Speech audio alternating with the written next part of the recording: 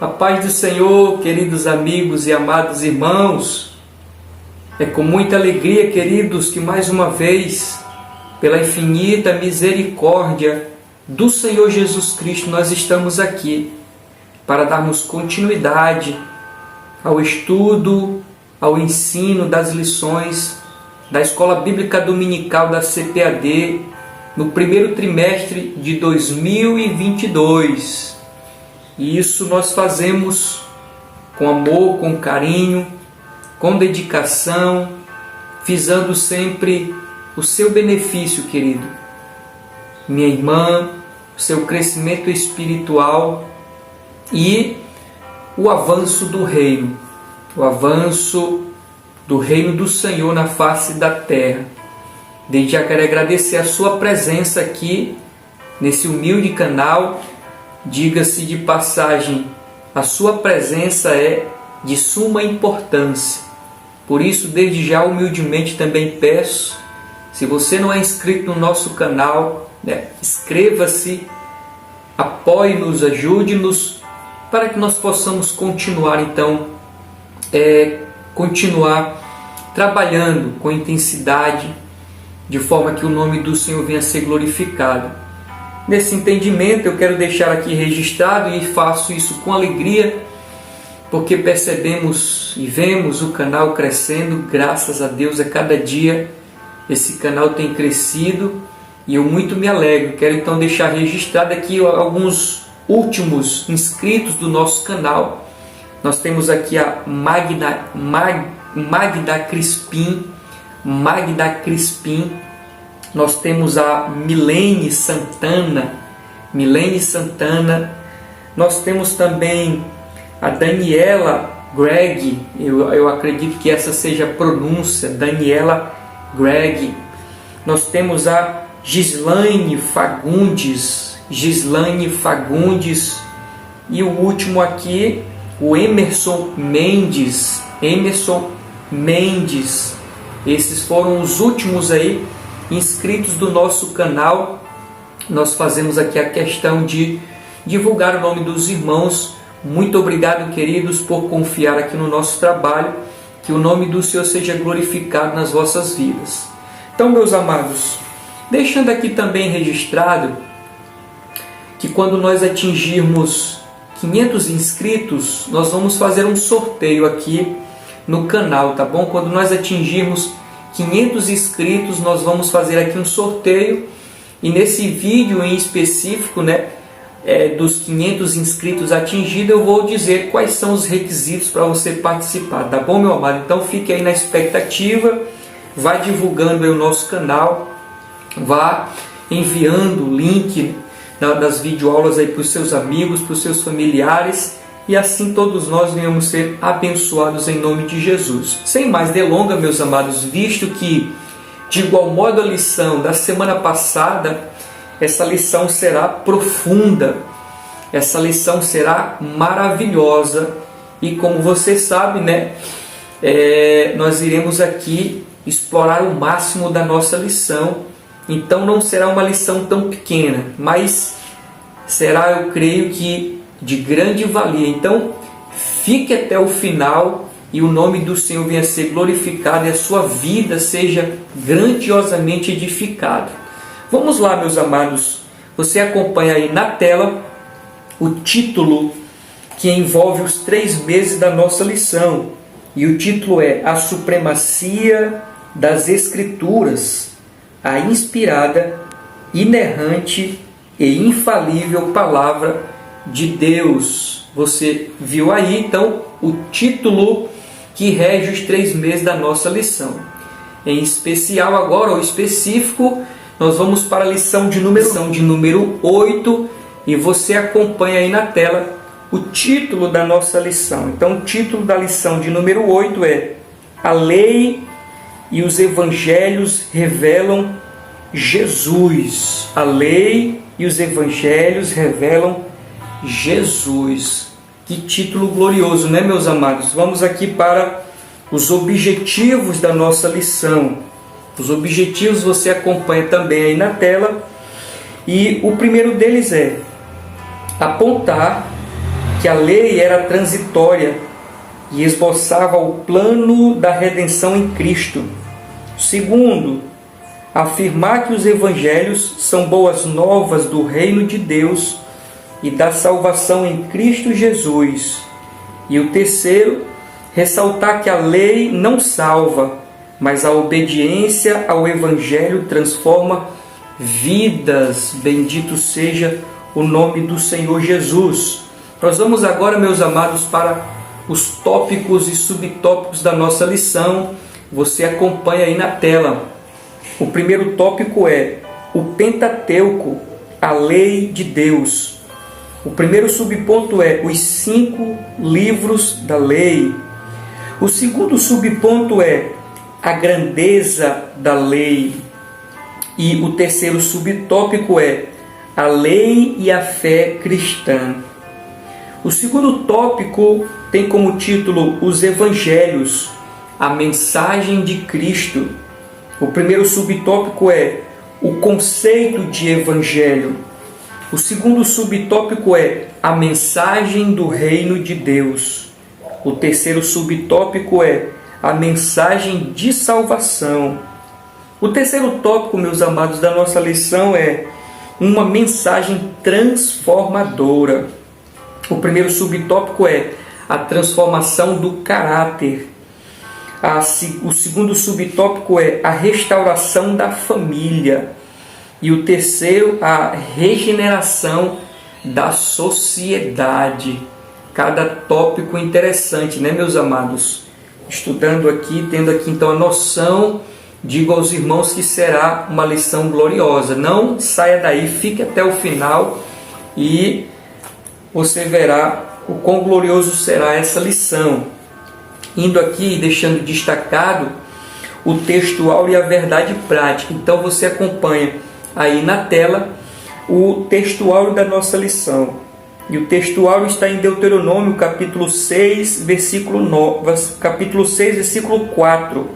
Abre aspas, diz: Ouve, Israel, o Senhor nosso Deus é o único Senhor. Glórias ao nome do Senhor. A verdade prática você também acompanha aí na tela e diz: a lei não salva, mas esboça o plano da redenção em Cristo confirmado nos evangelhos. Glórias ao nome do Senhor. Então, queridos, aí está estruturado, ou como está estruturada a nossa lição, e nós vamos agora para os pontos aqui ao qual o Espírito Santo colocou o nosso coração que viéssemos nessa lição ressaltar para os irmãos.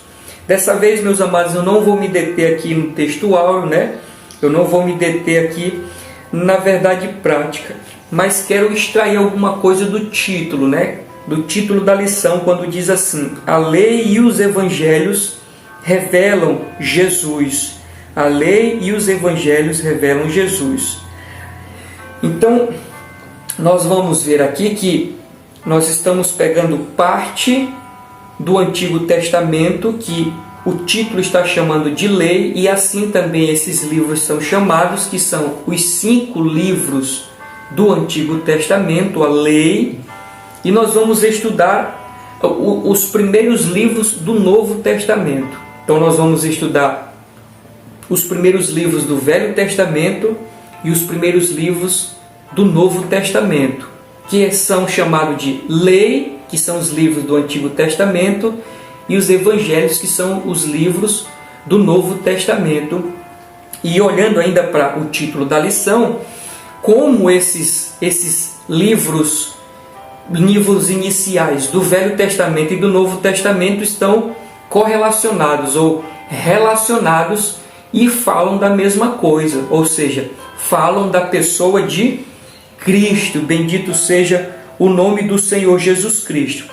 É bem verdade que no Velho Testamento, quando fala a respeito de Cristo, fala no seu sentido de tipos e símbolos, né? A tipologia, como é chamado na teologia, os tipos de Cristo, aquilo que simboliza Cristo. Bendito seja o nome do Senhor Jesus Cristo.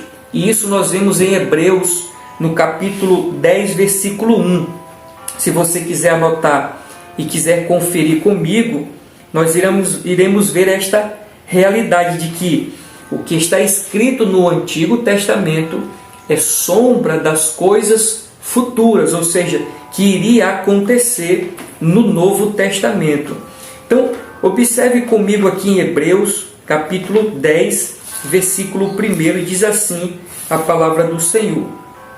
Porque tendo a lei a sombra dos bens futuros, e não a imagem exata das coisas, nunca pelos mesmos sacrifícios que continuamente se oferecem cada ano, pode aperfeiçoar os que eles se chegam. Bendito seja o nome do Senhor. Então está sendo bem específico aqui no caso dos sacrifícios, que os sacrifícios eram sombras das coisas futuras, ou seja, esses sacrifícios que no tempo da lei, no tempo de Moisés, era um símbolo, era a forma como os pecados eram perdoados, mas apontava no futuro para Cristo, onde os nossos pecados em Cristo são perdoados. Bendito seja o nome do Senhor.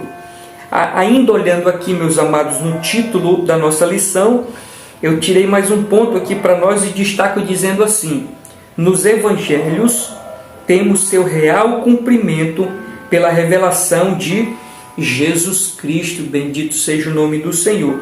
Então, enquanto a lei aponta para Jesus com os seus tipos e símbolos, o evangelho ou os evangelhos, nós temos o seu cumprimento.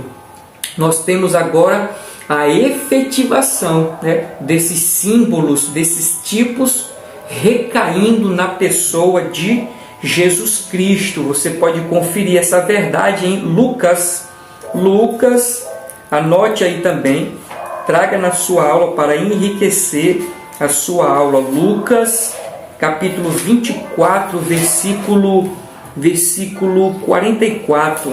Lucas 24, versículo 44. Olha o que diz, queridos, a Bíblia Sagrada. Lucas 24, 44. Diz assim a palavra do Senhor. E disse-lhes, Jesus no caso, são estas as palavras que vos disse estando ainda convosco, que convinha que o que? Se cumprisse. Estou dizendo aos irmãos que os evangelhos é o cumprimento daquilo que no Antigo Testamento nós tínhamos como símbolos e tipos de Cristo. Mas no Novo Testamento esses símbolos e esses tipos, eles se efetuam na pessoa de Jesus Cristo, eles se realizam na pessoa de Jesus Cristo. E o verso aqui de Lucas, no capítulo 24, versículo 44, o próprio Cristo está dizendo esta verdade. Repito, e disse-lhes, estas são as palavras que vos tenho dito, estando ainda convosco, que convinha que se cumprisse tudo o que de mim estava escrito aonde?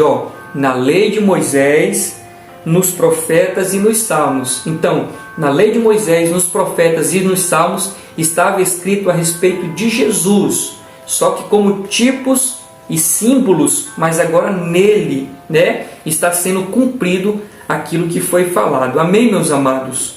Vamos para a introdução da nossa lição, para a honra e glória do nome do Senhor Jesus Cristo. A introdução diz assim: a lei e os evangelhos pertencem respectivamente ao Antigo e ao Novo Testamento. São livros sagrados de origem divina que integram o cânon bíblico, das Escrituras. Possui igual autoridade como regra de fé e prática, porém com funções distintas. Os preceitos e as narrativas da lei têm aplicações nos evangelhos.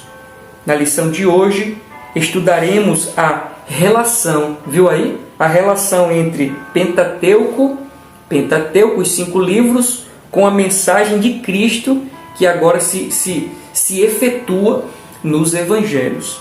Então os irmãos já sabem, né, que a lei são os 5 primeiros livros do Antigo Testamento, que os evangelhos, e daqui a pouco nós vamos ver algumas particularidades, que os evangelhos são também os primeiros livros da Bíblia Sagrada, os 5 primeiros livros da Bíblia Sagrada, tanto os escritos do Velho Testamento quanto os escritos do Novo Testamento, eles são sagrados, a origem deles é a origem divina, ou seja, não vem do coração do homem, não vem da mente do homem, vem do coração de Deus, vem da mente de Deus. De igual modo também eles possuem autoridade, né?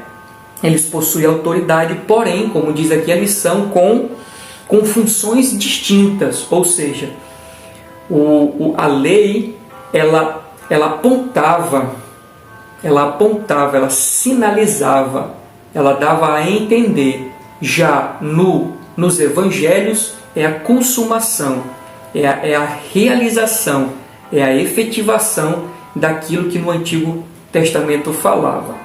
Vamos mais adiante, meus amados, porque tem muita coisa aqui, tem muita, mas muita coisa mesmo para o nosso coração.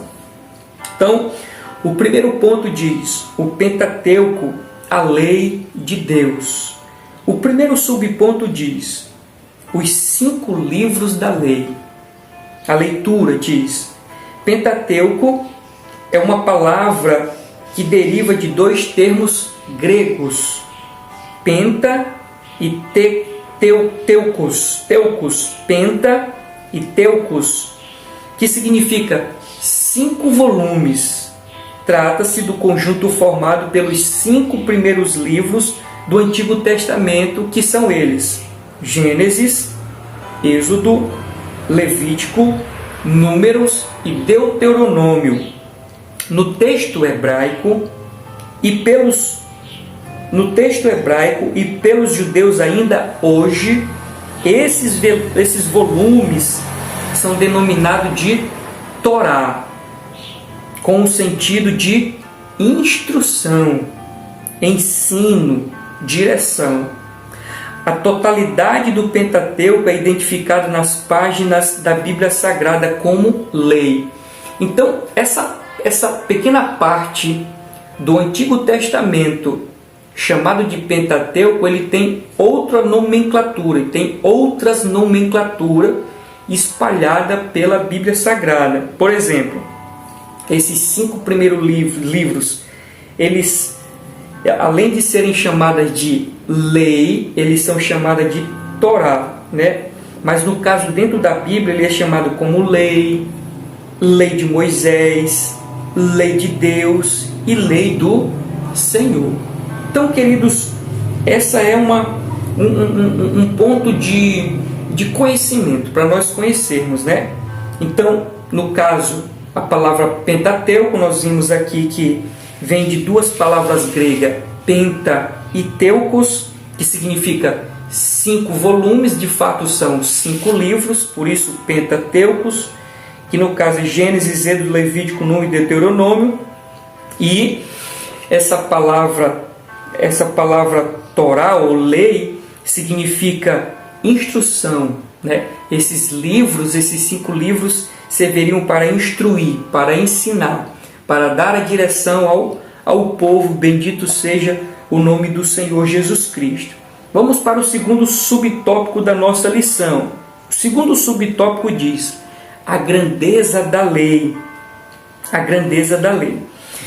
Eu vou dar um passo atrás e vou explicar mais uma coisinha no primeiro subponto que eu estava explicando aqui, sobre os 5 livros significar instrução, né? Instrução, lei, instrução, ensino e direção. Quando nós olhamos para o povo, os judeus, os hebreus, dentro de toda a sua história, tem um período que eles ficam ali no Egito, cerca de 440 anos. Tudo começou ali com a família de Jacó, não é isso? Com a família de Jacó, José alcançou o favor diante do rei e trouxe a sua família para o Egito. Ali eles vão se multiplicando, vão crescendo, o tempo vai passando. Diz a Bíblia que o rei que está sentado ao trono agora não reconhece, né, José, no caso, não reconhece Josué. E esse reconhecer, diga-se de passagem, não significa que ele não conhecia, né, José.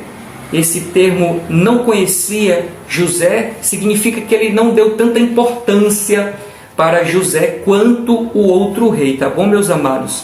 Então, por essa particularidade do outro rei que substituiu aquele que de fato tinha estima com relação à vida de José, ele começou a subjugar o povo, os hebreus, a família de Jacó começou a ser subjugada. Eles transformaram, né, o povo em escravos. Eles transformaram o povo em escravos.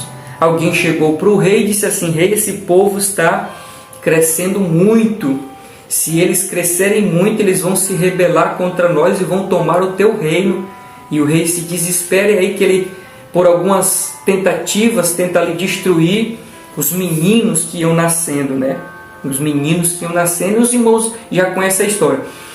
O certo é que Deus tira esse povo, depois de 430 anos, Deus tira esse povo para cumprir uma promessa que havia dado a Abraão, que daria toda a terra de Canaã, para a sua posteridade. Deus então cumpre nessa promessa de tirar o povo do Egito, e eles começam a caminhar agora para o deserto, rumo a Canaã, que era a terra que manava leite e mel.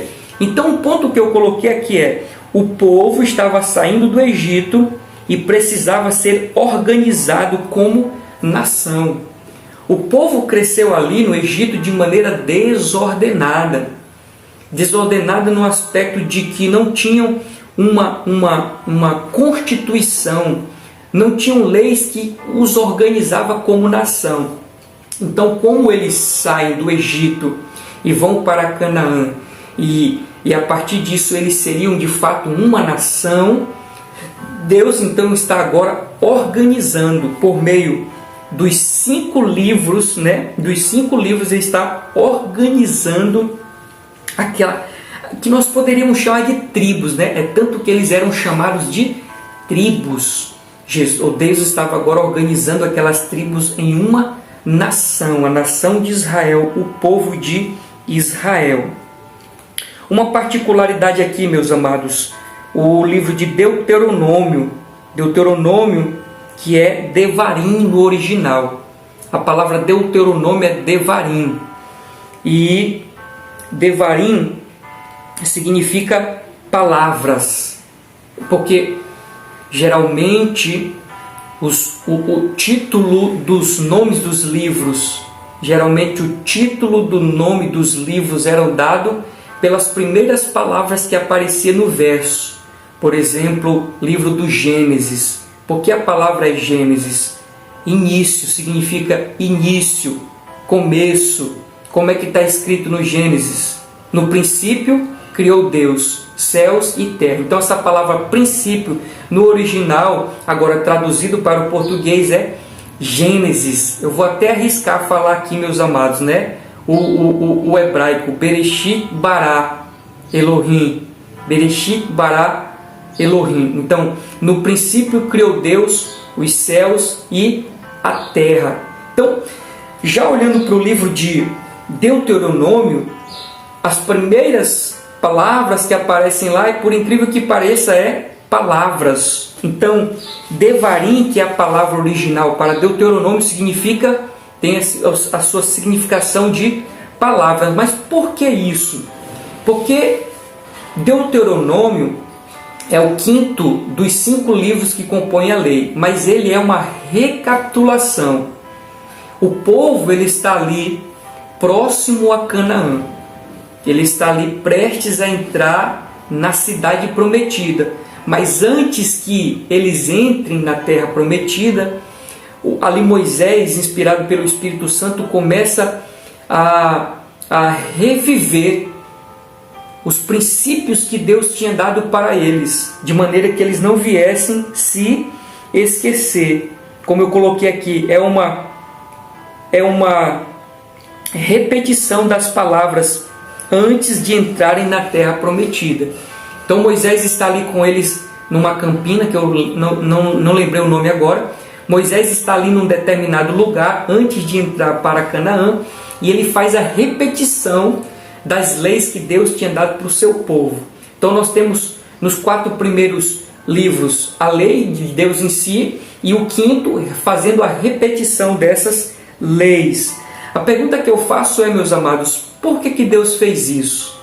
Por que Deus, pela primeira vez, deu, depois ele repetiu? A resposta é, porque o ser humano tem facilidade de esquecer. Se você for perceber na leitura de Deuteronômio, você vai ver falas assim: disse Deus, lembra-te, não esquece-te, coloca na tábua do teu coração, fala para a criança deitada, levantando-se no caminho, coloca nos umbrais da porta, coloca na testeira. Então, ele está fazendo isso, Deus está repetindo as suas palavras, os seus princípios, porque conhece essa particularidade do ser humano. Você sabe, querido, que o ser humano ele tem essa facilidade de esquecer. Eu gosto até de citar esse texto do salmista quando diz assim: bendize, ó minha alma, ao Senhor, e não se esqueça de nenhum dos seus benefícios. Veja como o salmista ele clama ao Senhor para que a alma dele não viesse se esquecer dos benefícios que Deus tinha feito para com ele. Por que isso? Porque o ser humano ele tem essa facilidade de esquecer, meus amados, de esquecer a obra do Senhor, os benefícios, as bênçãos, o que Deus fez por nós. O ser humano tem essa facilidade. Então Deus, sabendo disso, faz com que Moisés repita tudo aquilo que ele já havia falado anteriormente. Então, eu estou trazendo essas particularidades para nós a respeito da lei, dos 5 primeiros livros, tá bom, meus amados? Agora nós vamos para o segundo subponto, que tem o título A Grandeza da Lei. A grandeza da lei. A leitura diz assim: estuda-se a lei sob 3 aspectos. O primeiro, morais, que possuem validade permanente para todos os povos. Cerimoniais, que tratam da liturgia religiosa dos judeus. E civis, que dizem respeito à responsabilidade do israelita como cidadão. Bendito seja o nome do Senhor Jesus Cristo. Nossa declaração de fé ensina que a lei de Moisés é o mais importante código de leis da antiguidade por sua santidade, por seu caráter espiritual e por sua autoridade divina. A lei é santa, o mandamento santo, justo e bom. A lei é espiritual. Romanos 7, 12 e 14. Contudo, enfatiza o documento doutrinário que a grandeza da lei vai além de tudo isso, pois nela Deus esboça o plano de redenção humana em Cristo. Abre aspas, diz: porque o fim da lei é Cristo para a justiça de todo aquele que crê. Então, esse segundo subtópico aqui, meus amados, está falando a respeito da grandeza da lei. Segundo o entendimento de muitos estudiosos, e diga-se de passagem, essa particularidade aqui, há uma grande divergência, ou seja, para alguns a lei não é dividida desta maneira, mas para outros assim é. É como nós estamos vendo aqui. Então, dentro dos 5 livros do Antigo Testamento chamado Lei ou Torá, nós vamos encontrar 3 princípios morais, princípios cerimoniais e princípios civis. Então é assim que está dividido. Lembra que eu disse a você, meus amados, que quando o povo saiu do Egito, estavam caminhando para Canaã, eles saíram como tribos, mas estavam sendo transformados em uma nação. Visto que estavam sendo transformados em uma nação, era necessário organizar. E se organiza um povo, uma nação, por meio de leis. Aqui está as leis de Deus dadas aos judeus, aquelas tribos que estavam se transformando em uma nação. Só que essas leis se subdividem em leis morais, leis cerimoniais e leis civis, né? Como diz aqui a nossa lição.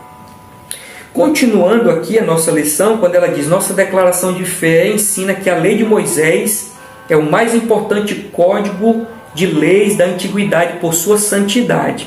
Eu coloquei um ponto aqui dizendo assim: a lei é uma só, porém é subdividida em preceitos. Bendito seja o nome do Senhor. Enquanto uns ficam dizendo: não, a lei é una, ela não se subdivide. Enquanto o outro grupo está dizendo: não, a lei se subdivide. Eu digo aqui, meus amados, a lei ela é única. Ela só tem uma lei, os 5 livros. Mas dentro dessa lei elas subdividem. Porque todo estudioso da Bíblia sabe que dos preceitos que Deus deu, totalizando, chegam a 613 preceitos da lei. Então a lei completa é 613 livros, ou preceitos. Só que dentro desses preceitos há subdivisões. Então vão separando, né, esses 613 preceitos em preceitos morais, preceitos cerimoniais e preceitos civis. Então foi assim que Deus foi organizando o seu povo, que agora era uma nação, a nação dos judeus, dos israelitas. Bendito seja o nome do Senhor. Mas como mesmo diz aqui a nossa revista, ela diz assim, contudo, enfatiza o documento doutrinário que a grandeza da lei vai além de tudo isso. Além de tudo isso, o quê?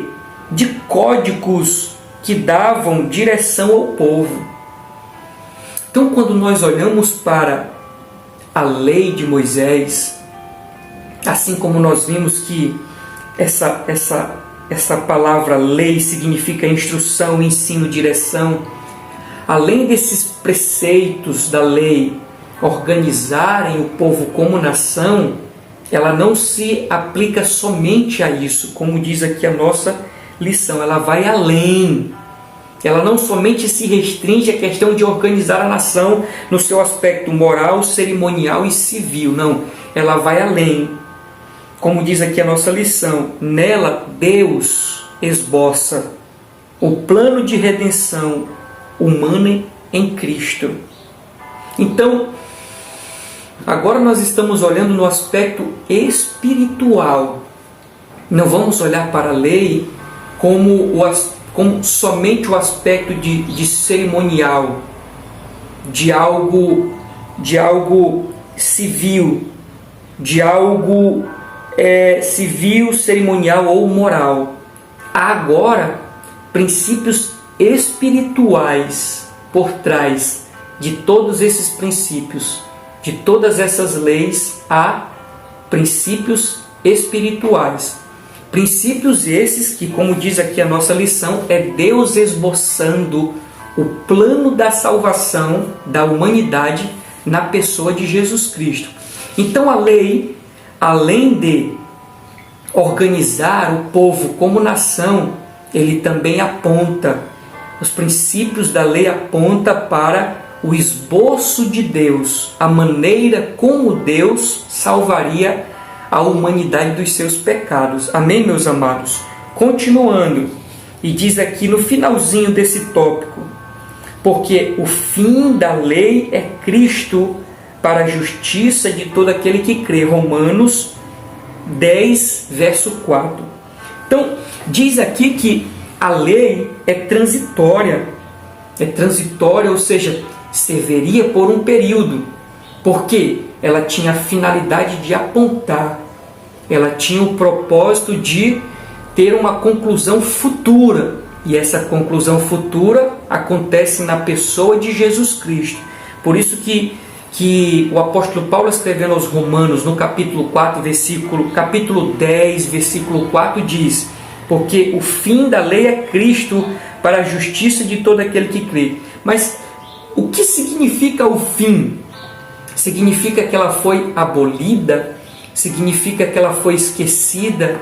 Significa que, já que Jesus já veio e a lei se cumpriu em Jesus, ela não vai ter mais nenhum benefício? Não, não significa isso. Quando o texto está dizendo que porque o fim da lei é Cristo para a justiça de todo aquele que crê, está falando sobre o cumprimento. A lei tinha o seu cumprimento em Cristo. A lei tinha o seu alvo em Cristo. A lei tinha a finalidade de apontar a pessoa de Cristo. É isso que significa. Nós vamos para o terceiro ponto, porque eles estão muito unidos. E diz assim: lei e fé cristã. Lei e fé cristã. A leitura diz: a Escritura afirma que a função da lei era transitória. A Escritura afirma que a lei era transitória. Isso está em Hebreus capítulo 10, versículo 1, e nós lemos já, né? Elas eram sombra das coisas futuras. Ela foi dada, continuando a leitura, ela foi dada para revelar. Veja os verbos, meus amados. A lei foi dada para revelar. Revelar o quê? O pecado. A lei foi dada para revelar o pecado. O pecado de quem? O pecado da humanidade. Ela foi dada para demonstrar a necessidade da graça. Ora, se a lei ela foi dada para revelar o pecado, mostrar que o ser humano é pecador, ela também foi dada para demonstrar, né, a necessidade da graça. Ou seja, o ser humano precisa de um Salvador. O ser humano carece de um Salvador. O ser humano necessitaria de um Salvador. Ele é um pecador, ele é um transgressor, e para salvar-se ele precisa de um Salvador. E é isso que nós encontramos na lei. Então, ela tem essa particularidade, né? Ela foi dada para revelar, para demonstrar a necessidade da graça. E assim serviu de aio. A lei serviu como aio. Como eu sou muito detalhista, irmãos, eu trouxe aqui para nós, para enriquecer a nossa lição, o que é esse aio que a Bíblia diz que a lei serviu. A Bíblia diz que a lei serviu como um aio. E o que é esse aio? O aio, como eu escrevi aqui, aquele cuja responsabilidade estão relacionadas com a educação doméstica de crianças de uma família rica, nobre. Então, aio era alguém que educava, aio era alguém que ensinava, aio era alguém que guiava, aio era alguém que conduzia, aio era alguém que instruía.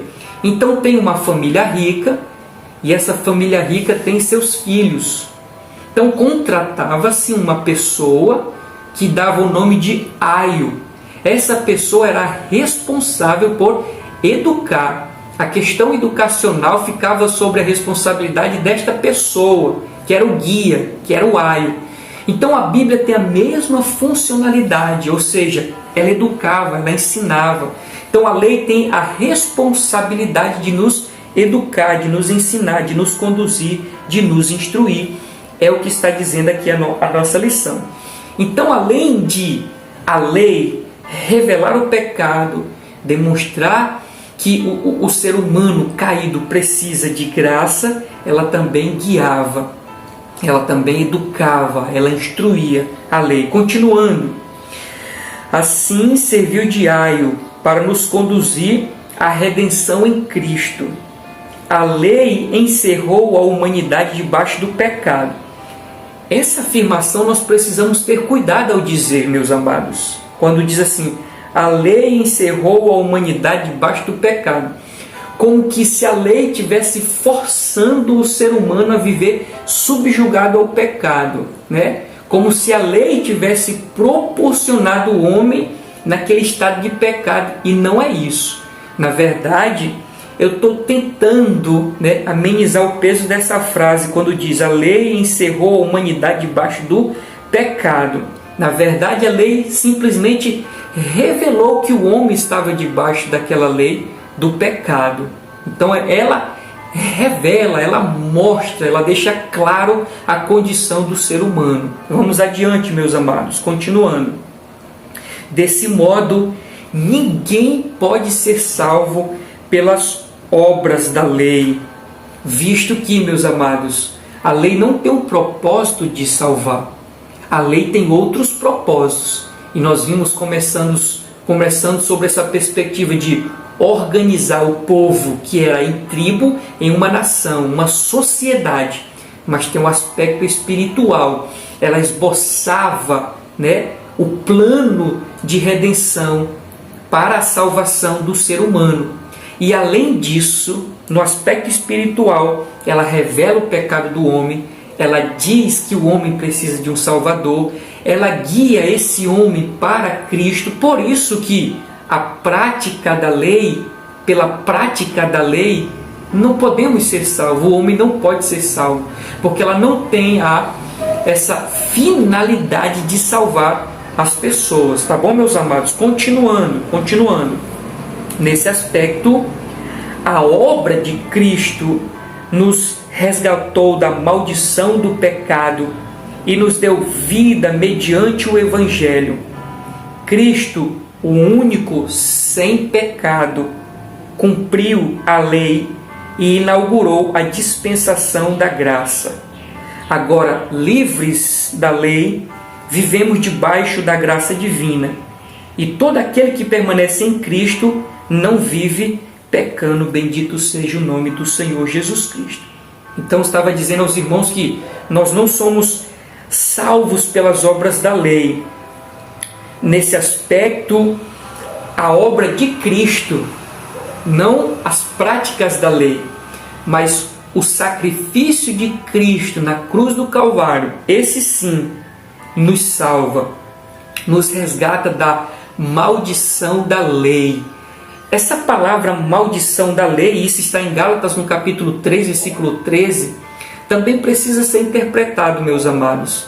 Não significa que a lei é maldita, não significa isso. A lei está dizendo que nós fomos resgatados de uma maldição que a lei dizia. Por exemplo, meus amados, eu pontuei aqui. Que maldição? Que maldição é essa que a obra de Cristo, ou a morte, o sacrifício de Cristo, nos resgatou da maldição da lei? E não significa que a lei seja maldição. Então, que maldição é essa? A maldição é essa, a impossibilidade do homem salvar a si próprio. Essa é uma maldição que a lei diz, e não é a lei que é a maldição, mas a lei está dizendo que o homem está debaixo de uma maldição. Qual? Que ele não pode salvar a si próprio, que o homem não tem capacidade para salvar a si mesmo, visto que não conseguimos executá-la. Você lembra que a lei por completo, ela abrangia 613 princípios, e a Bíblia diz que quando nós erramos em um princípio, nós erramos em todos os princípios. Por isso, irmãos, não teria como o homem salvar-se. E isso é uma maldição. Maldição essa revelada pela lei. Então, mas Cristo, ele dá essa possibilidade de salvação.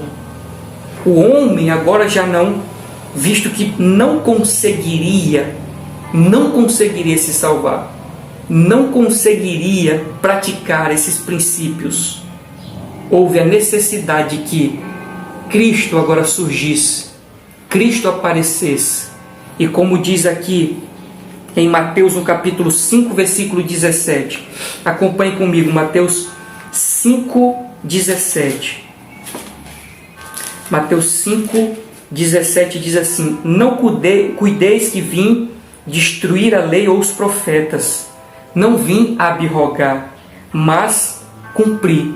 Olha só, aquilo que o homem não conseguiu cumprir, Cristo conseguiu cumprir.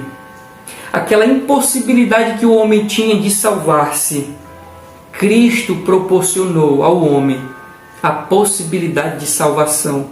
Bendito seja o nome do Senhor Jesus Cristo.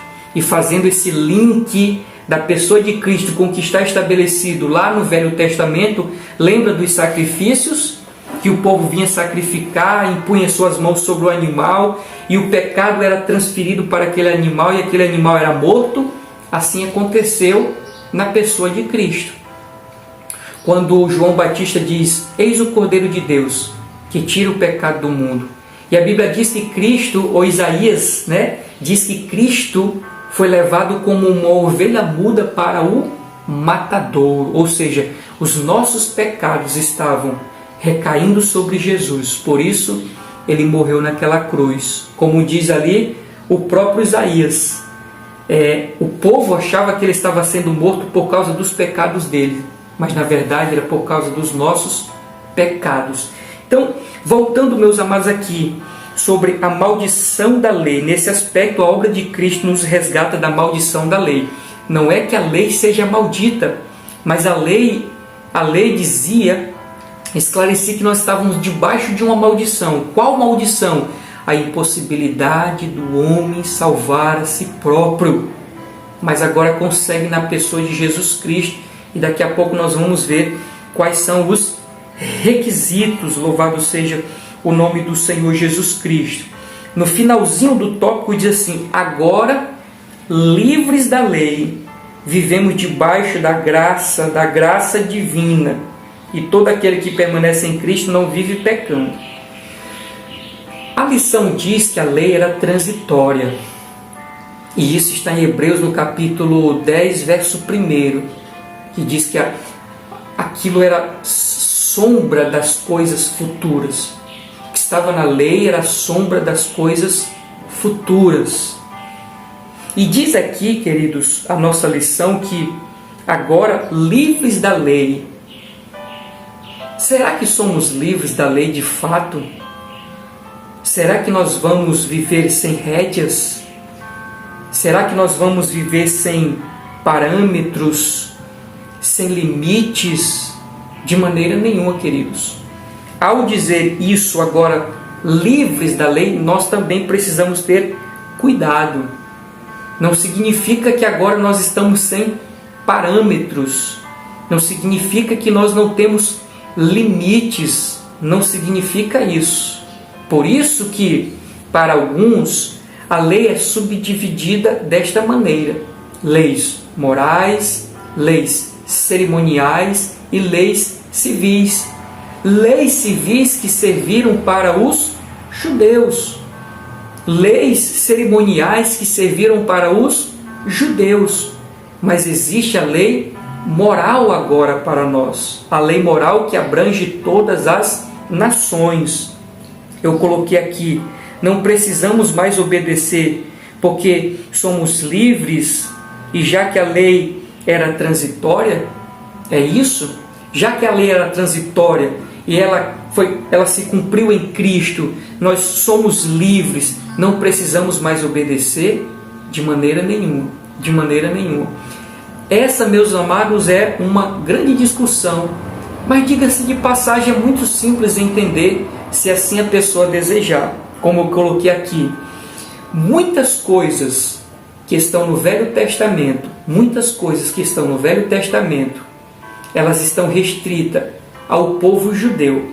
Muitas coisas que estão no Velho Testamento, elas estão restritas ao povo judeu. Mas muita coisa que está no Velho Testamento também nos alcança. O que está restrito ao judeu? A circuncisão. O judeu, que é judeu de fato, ele precisa se circuncidar, porque essa era uma lei para ele. Ele tem que cumprir. ele tem que obedecer. Mas para nós que somos gentios, nós não precisamos. Mas, irmão, então, como saber o que é para nós e o que não é para nós? É simples, porque o que tem no Velho Testamento repete no Novo Testamento. E se tem no Velho Testamento e repete no Novo Testamento, é porque é para nós seguirmos. Então é simples, meus amados. Quando a revista diz nós somos livres, não significa viver sem termos. Não significa viver sem parâmetros. Na verdade, o nosso parâmetro é Cristo. O nosso parâmetro está estabelecido no Novo Testamento, em sua completude, de Mateus até Apocalipse. Amém, meus amados? Vamos para o segundo ponto da nossa lição. Bendito seja o nome do Senhor. Nosso segundo ponto. Viu aí como é uma aula rica de detalhes, uma profundidade incrível, meus amados. Mas tem muito mais, tem muito mais. Fique até o fim, que tem muito mais. E se você chegou até agora e aí tem gostado, tem aprendido, ainda não deu o seu like, dê o seu like. Se você não é inscrito, inscreva-se aí agora, não custa nada e você vai estar nos abençoando em nome de Jesus. Vamos para o segundo ponto da nossa lição, que diz assim: os evangelhos, a mensagem de Cristo. Nós vimos ali os livros, né, da lei e os seus pormenores. Agora nós vamos para a segunda parte da nossa lição, que é falar a respeito dos evangelhos. Vamos lá. O conceito de evangelho. O termo evangelho tem origem no grego, e a palavra no grego é euangelion, com o significado de boas novas, boas notícias. Então, evangelho é o evangelho de boas notícias, boas novas. Diga-se de passagem, meus amados, não é o evangelho de Mateus, não é o evangelho de Marcos, de Lucas e de João, não. O evangelho é o evangelho de Jesus Cristo. Eles escreveram o evangelho de Jesus Cristo. E o que significa evangelho? Vem da palavra grega euangelion, que significa boas novas, boas notícias. Evangelho refere-se à mensagem do reino de Deus e da salvação por meio de Cristo. Então, evangelho é boas notícias. E essa boa notícia está relacionada à mensagem do reino, a mensagem que vem da parte de Deus. E essa mensagem diz que o homem é salvo por meio de Jesus Cristo. Bendito seja o nome do Senhor Jesus Cristo. Por isso é uma boa notícia, como eu coloquei aqui. Por isso é uma boa notícia. A salvação que era impossível. Lembra da maldição da lei? Lembra que a lei revela que nós estávamos debaixo de uma maldição. E essa maldição é saber que o homem por si só não poderia ser salvo, o homem não conseguiria se salvar, o homem não alcançaria a salvação. Agora, na pessoa de Cristo, sim, o homem pode ser salvo. Por isso é uma boa notícia. Bendito seja o nome do Senhor. Por exemplo, em Mateus, no capítulo 19, versículo 26. Mateus 19, 26. Vamos ver o que diz esse texto, meus amados. Mateus 19, 26. O jovem rico, né? A passagem daquele jovem que chega para Jesus e diz: Senhor, o que eu preciso fazer para ser salvo? Aí Jesus vai dando ali as suas orientações. No final, Jesus conclui o diálogo com aquele jovem dizendo assim: vai e vende tudo que tem, dá aos pobres, segue-me. E a Bíblia diz que aquele jovem baixou a cabeça e saiu entristecido com a palavra que Jesus tinha falado. No restante do diálogo de Jesus, agora com os seus discípulos, ele diz: para o homem é impossível. O quê? A salvação. Mas para Deus é possível. Bendito seja o nome do Senhor. Que é o que nós estamos estudando agora. Que a salvação ou o evangelho, que as boas novas traz a salvação ao homem, que até então era impossível, mas na pessoa de Cristo torna-se possível. Louvado seja o nome do Senhor. Continuando aqui, meus amados, a leitura. Seus autores, ou seja, dos evangelhos, seus autores chamados de evangelistas, e evangelista significa portadores de boa notícia, portadores de boa notícia. Os seus autores são chamados de evangelista, que tem o seu significado de portadores de boa notícia. Os três primeiros, Mateus, Marcos, Lucas, Mateus, Marcos, Lucas, são chamados de evangelhos sinóticos. Observe só essa informação. Nós temos um evangelho, mas três são sinóticos e um é diferenciado. Daqui a pouco nós vamos ver por que isso. Então, esses três primeiros são chamados de sinótico. Por quê? A própria lição responde. Porque são semelhantes entre si. São semelhantes entre si. Os sinóticos registram especialmente o ministério de Jesus na Galileia. O quarto evangelho, que é o de João, tem particularidades próprias e enfatiza o ministério de Jesus na Judéia. Bendito seja o nome do Senhor. Então os três, eles têm histórias semelhantes, histórias parecidas, por isso eles são sinóticos. Diferente de João, que tem ali histórias diferentes dos que os três contaram. Por isso que os três são semelhantes, eles são chamados de sinóticos. Vale ressaltar que, como diz aqui a nossa lição, os Mateus, Marcos e Lucas, eles enfatizam o ministério de Jesus na Galileia. Já João, ele enfatiza o ministério de Jesus na Judéia. Continuando a leitura dizendo, ressalta-se que, embora retratada de modo distinto, a mensagem do Evangelho é única. Bendito seja o nome do Senhor. Só trazendo mais aqui algumas informações, meus amados, com relação aos evangelhos sinóticos. A mensagem é a mesma, mas a mensagem se distingue por conta do público a que foi escrito. Então, os evangelhos sinóticos, que no caso é Mateus, Marcos e Lucas, eles têm histórias parecidas. Você passa a ler ali e vê que as histórias são parecidas. Mas a linguagem, a forma como eles falam, detalhe que tem um, que não tem no outro, e esses detalhes, essa forma como eles falam, como eles escrevem, dá-se essa característica distinta, porque eles escreveram para um público distinto, e é isso que eu quero trazer como conteúdo para nós. Por exemplo, meus amados, quando nós olhamos para o livro de Mateus, Mateus mostra que Jesus Cristo é o Messias. Observe esse detalhe. A ênfase de Mateus é mostrar que Jesus é o Messias prometido.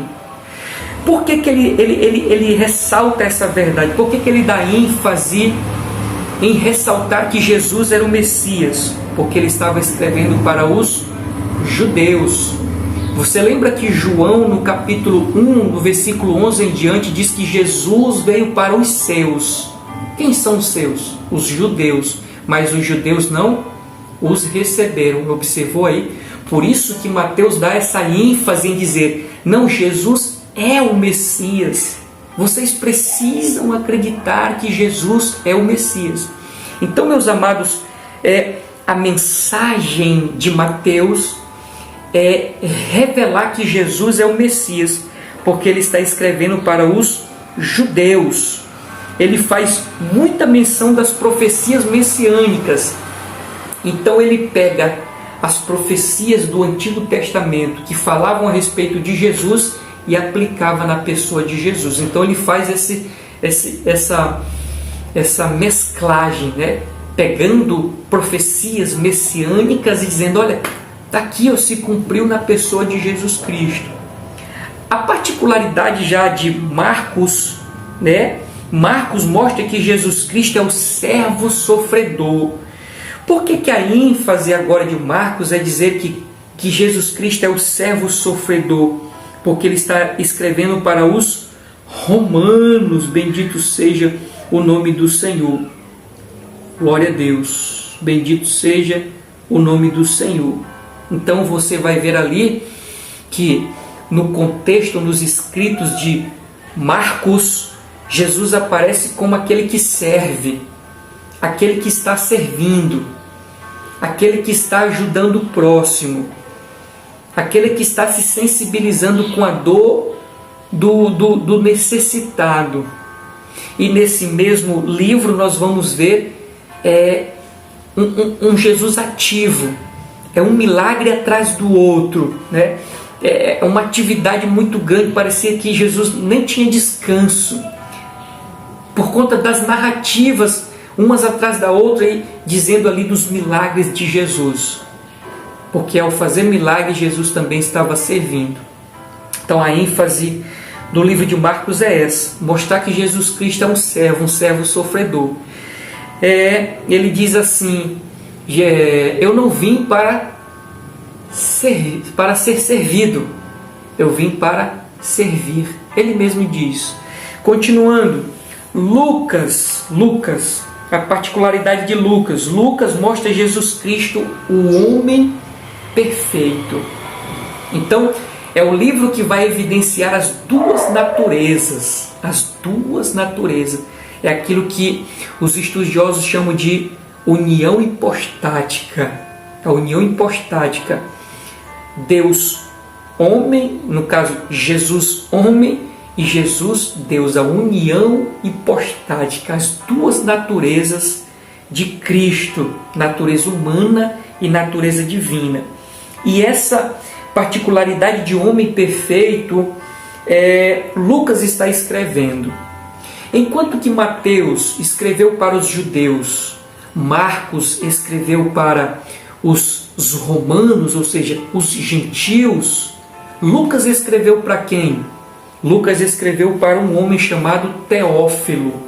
Então Lucas escreveu para um homem chamado Teófilo. E você observa que o livro de Atos dos Apóstolos é a continuação do livro de Lucas. Lucas, nós sabemos que era um historiador.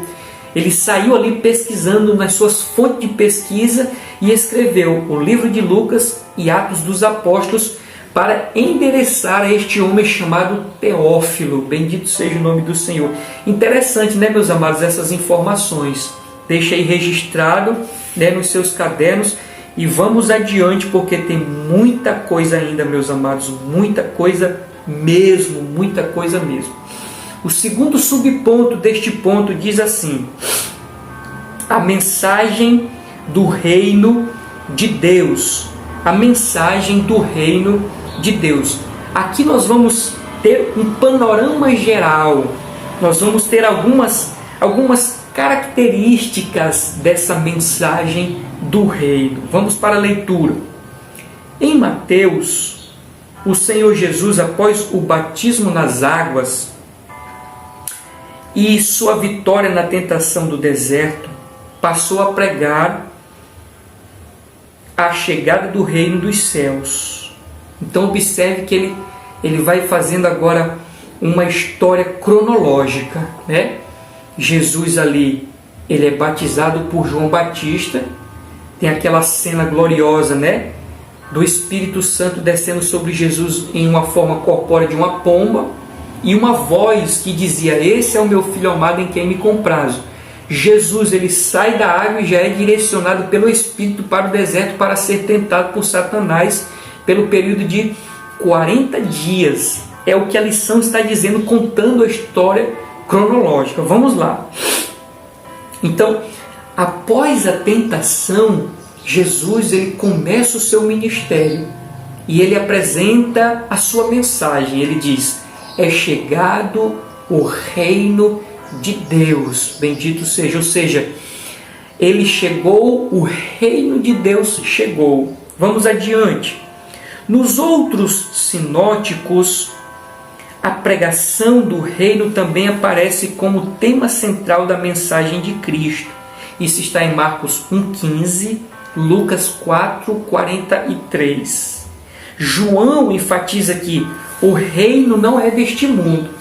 Então veja que agora os sinóticos, os evangelistas sinóticos estão falando a respeito desta mensagem do reino. João já traz uma particularidade, que esse reino não é deste mundo, que o reino de Jesus, o reino que eles estão pregando, a mensagem que eles estão trazendo não é deste mundo.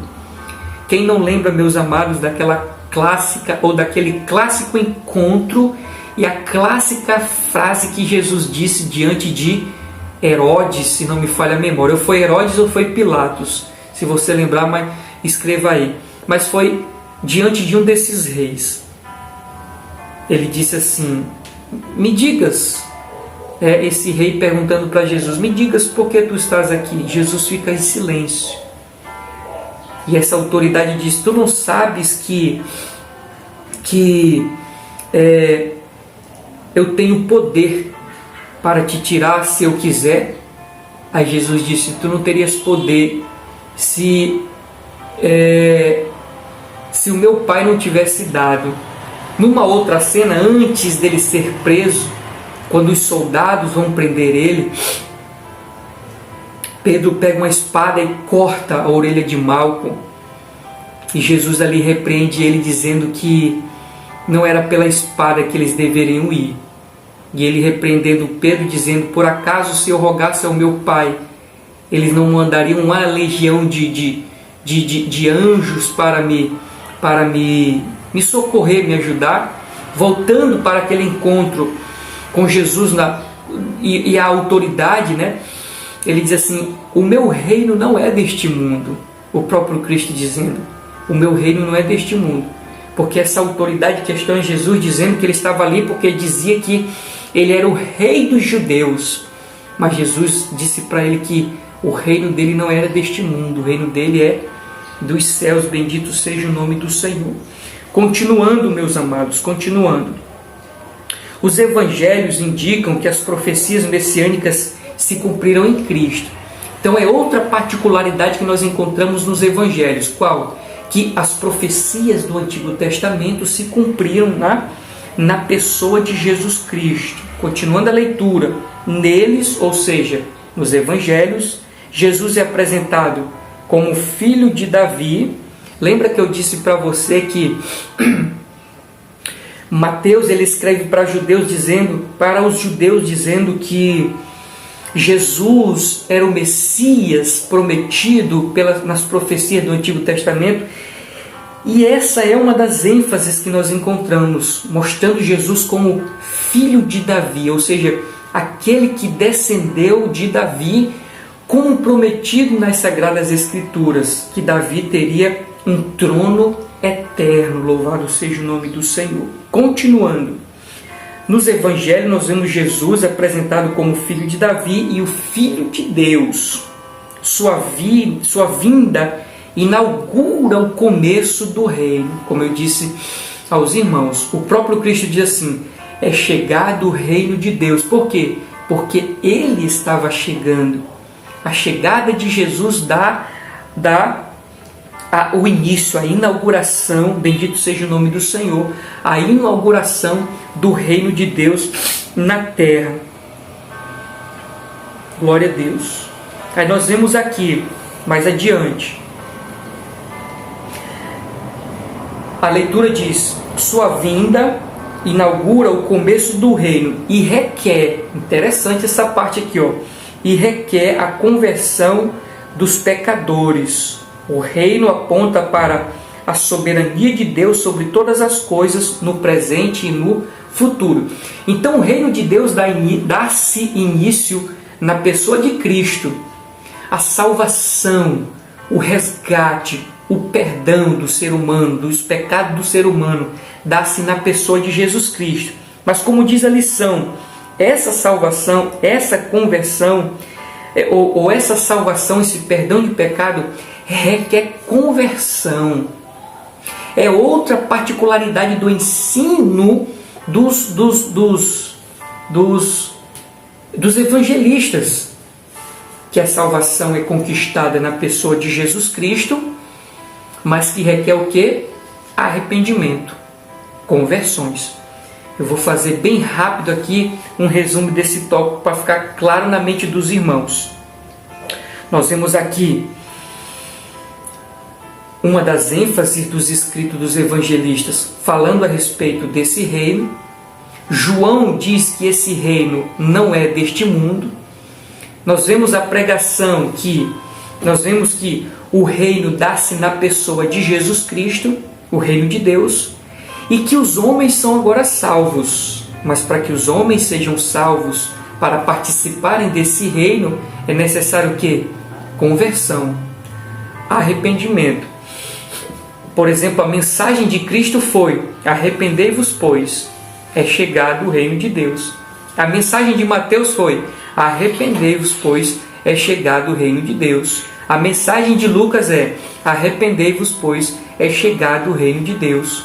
A mensagem de João Batista é: arrependei-vos, pois é chegado o reino de Deus. Então, para alcançar a salvação, essa particularidade deste reino requer o quê? Conversão, requer arrependimento, transformação de vida. Bendito seja o nome do Senhor, que é o que nós vamos ver no terceiro tópico da nossa mensagem. Vamos lá. O terceiro subponto diz: a mensagem da salvação. A mensagem da salvação. E a leitura diz: nos evangelhos, Jesus é identificado por 3 títulos principais: Salvador, Cristo e Senhor. Mateus registra que ele veio para salvar o povo dos seus pecados. Marcos afirma que é preciso crer em Jesus Cristo para ser salvo.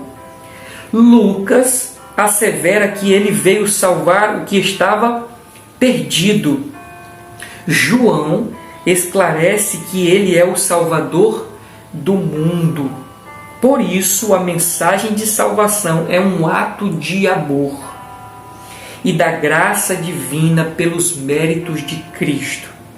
Os elementos dessa salvação incluem fé no sacrifício de Jesus Cristo e arrependimento de pecados e novo nascimento. Nesse sentido, Cristo declarou: aquele que crê em mim tem vida eterna, louvado seja o nome do Senhor. Meus amados, esse tópico é riquíssimo em detalhes. Eu vou tentar aqui chegar junto com os irmãos nesses detalhes. Quando a lição diz que Mateus registra algo, Mateus registra algo, Marcos registra algo, Lucas registra algo e João também registra algo interessante. Então, o que disse Mateus? Mateus disse que Jesus veio salvar o que estava perdido. Ou seja, o que eu consigo enxergar nessa verdade que Mateus está dizendo, que Jesus veio salvar o que estava perdido. A missão de Jesus. Jesus não veio o quê? Não veio da casa, não veio da carro, não veio da bem-estar, não veio das status sociais, não veio isso. Jesus ele veio com a missão estabelecida. Jesus veio com um propósito definido. Qual? Salvar o ser humano dos seus pecados. Então, quando eu olho para essa verdade que Mateus registra, que Jesus veio salvar o povo dos seus pecados, isso está apontando para a missão de Jesus. Vamos ver o que Marcos diz. Marcos afirmou que é preciso crer em Cristo para ser salvo. E o que isso significa? O que isso significa? Eu coloquei bem aqui, um instrumento pelo qual o ser humano é salvo. Enquanto que Mateus está dizendo que Jesus veio salvar o que estava perdido, e essa verdade revela a missão de Jesus, já Marcos afirma que é preciso crer para ser salvo. E o que isso significa? Significa o instrumento pelo qual o homem é salvo. Qual? A fé. Mas não é a fé pela fé. Eu sei, meus amados, que não é o caso aqui desta lição, mas existem diferenças de fé e nós precisamos compreender isso. Infelizmente, muitos não compreendem essa diferença e por conta disso acham que estão salvos quando na verdade não estão. Porque a fé que se exige para a salvação é a fé salvífica. Eu digo que essa fé salvífica tem como particularidade a humilhação. A fé salvífica, ela nos leva a um estado de humilhação, ou seja, reconhecimento que eu sou um pecador. Então tem muita gente que tem fé, só que essa fé no sentido de que existe um Deus, de que existe um ser grande, um ser supremo, mas essa fé não leva a pessoa a ter esse sentimento de um pecador, entenderam? Por exemplo, irmãos, se não me falha a memória, Tiago escreve que os demônios creem que Deus existe e tremem diante desta verdade. Então o crer, fé não é crer, fé é ter crer é ter fé. Mas existe diferenças de fé, é tanto que os demônios creem que Deus existe e nem por isso vão ser salvos. Porque a fé que eles têm não é a fé que a Bíblia exige, a fé salvífica, a fé que nos leva a um estado de arrependimento. Então, recapitulando aqui, quando Marcos afirma, é preciso crer em Cristo para ser salvo. Isso é um instrumento, o instrumento é a fé. Continuando, Lucas, o que Lucas diz a respeito da mensagem da salvação? Lucas diz que Jesus veio salvar o que estava perdido. Lucas então diz uma verdade, e essa verdade está dizendo que Jesus veio salvar o que estava perdido. E o que isso significa? A condição do ser humano. Qual era a condição do ser humano? Perdido. A condição do ser humano é uma condição de perdição, de morte espiritual, de uma vida de pecado. Pecado esse que diz Isaías, que nos afasta, que nos separa de Deus. Os vossos pecados causam separação entre vós e o vosso Deus. Então vamos mais adiante, meus amados. Recapitulando aqui, Mateus fala da missão de Jesus, Marcos fala do instrumento pelo qual o homem é salvo, fé na pessoa de Jesus, Lucas está revelando a condição da humanidade que está perdida, João esclarece que Cristo é o Salvador do mundo. Aqui eu coloquei, a pessoa em quem devemos exercitar a nossa fé, ou lançar a nossa fé, a pessoa de Jesus. Como eu coloquei aqui, a pessoa em quem devemos pôr a nossa fé, em Jesus Cristo. Como é glorioso, meus amados? Como é glorioso. Mas ainda tem mais. Quando a revista diz assim, por isso a mensagem de salvação é um ato de amor. Lá em João, no capítulo 3, versículo 16, o texto famoso, que para muitos é até o texto áureo da Bíblia, o texto de ouro da Bíblia, que diz, porque Deus amou o mundo, que deu o seu Filho unigênito, para que todo aquele que nele crê não pereça, ou seja, não vá para a condenação, mas tenha a vida eterna, ou seja salvo, bendito seja. Então, como diz a lição aqui, por isso a mensagem de salvação é um ato de amor. Foi o amor que motivou Deus a enviar o seu Filho, Jesus Cristo, para morrer na cruz. Foi o amor que motivou Jesus a vir a este mundo e sofrer, como diz Paulo ali em Filipenses, escrevendo, ele não tomou por usurpação ser igual a Deus, antes esvaziou-se a si mesmo, tomando forma de servo, e foi obediente até a morte de cruz. Por que um Deus deixaria a sua glória e vir a este mundo e viver como um ser humano desprezível, como na visão de muitos Jesus era? Por amor à humanidade. Agora eu trago um detalhe aqui para nós, meus amados. Existe a diferença... Não, primeiro nós precisamos identificar que o amor, esse amor que levou Deus a salvar o ser humano, é um amor incondicional. Isso nós precisamos deixar claro. O amor de Deus é um amor incondicional, ou seja, ele não leva nenhuma coisa em consideração. Por exemplo, assim, para ficar claro, eu estou obedecendo a Deus, eu estou sendo fiel ao Senhor, e isso eu sinto o amor de Deus. Mas eu pequei, num determinado momento da minha vida eu pequei, ou seja, eu desobedeci a Deus, eu entristeci o Espírito Santo. Eu pergunto, Deus deixou de me amar? Não. O amor de Deus diminuiu por mim porque eu pequei? Não. Porque o amor de Deus não está condicionado, meus amados, ao nosso estado de pecado. Se eu sou menos pecador, Ele me ama mais. Se eu sou muito pecador, Ele me ama menos. Não. Deus, Ele ama de igual modo a todas as pessoas. É por isso que a Bíblia diz que Deus enviou o seu Filho, né? Porque Deus amou o mundo. Deus não amou só os bonzinhos. Deus não amou só os justos. Não, Deus amou a todos de igual modo. Por isso que o amor de Deus é um amor que nós chamamos de amor incondicional.